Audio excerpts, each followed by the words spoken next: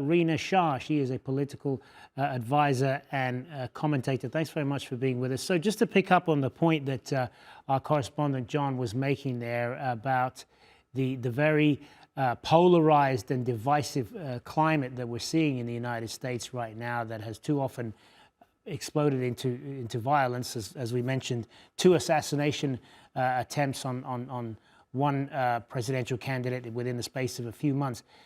Is this a kind of new normal that we're seeing in America now?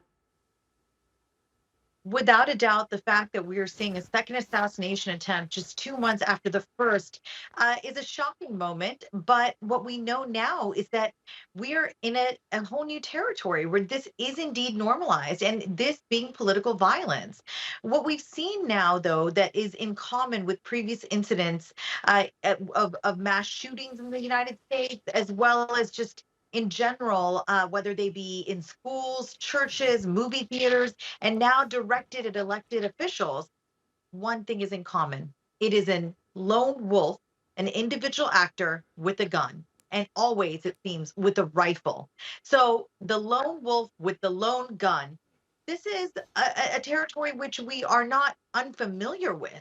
But the fact that it is aimed at, again, people who seek to lead us tells us that we have a great challenge on our hands.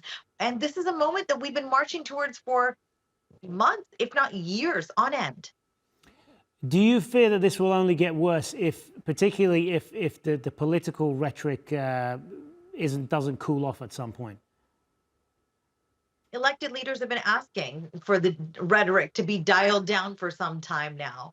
And also in the aftermath of these attempts, and this one, I should note, was unsuccessful and was not a failure by the U.S. Secret Service, something that the first one unfortunately was. What we know now, though, is that it always seems to be the same response from those sitting in power. And they always seem to offer thoughts and prayers. They always say that we cannot let violence be normalized in America. Well, it is. And we used to have a 1994 assault weapons ban that was not renewed. And unfortunately, since that's not been renewed, what we've seen is the incidents of mass shootings go up. In Trump's term in office, we've seen not only incidents of hate crime go up, we have seen a more divisive, violent rhetoric come to be in various platforms online and in spheres offline. Who can curb this new trend? We don't fully know. And a lot of this criticism about the ramped up rhetoric and polarization that you talk about, a lot of it has been directed at the American right, at the social media and certain figures on the right, not the least of which is Trump himself and many of his acolytes. But do you think that the left bears some responsibility for this as well, when they talk about democracy being on the ballot in November? Because when you talk to a lot of conservatives, they will say that that is also inflammatory.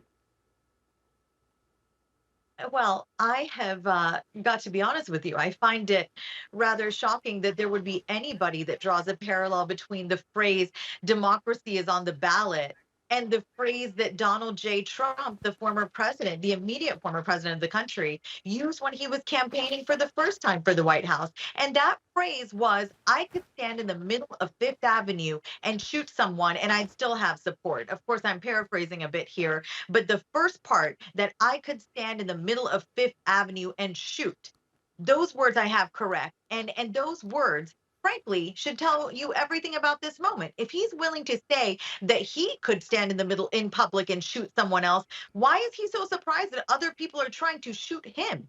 You know, let's just use some logic here. This is a moment in which we have to see the former president for who he is. Like him or not, whether you voted for him or not, you have to admit that he's someone that frequently starts a fire. And seemingly, he feigns in no responsibility for having started said fires.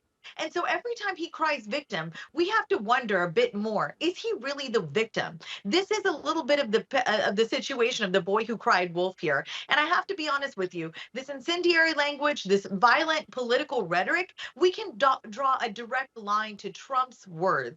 And again, this is not trying to be partisan. It's trying to say, where are we logically to place the blame on this moment for? And something has changed within the past year. And 8 years, excuse me. And that's something is that we had a former president who likes to use violent language and call people names. How we walk back from this moment, the only way to do it is for him to not re-enter the White House.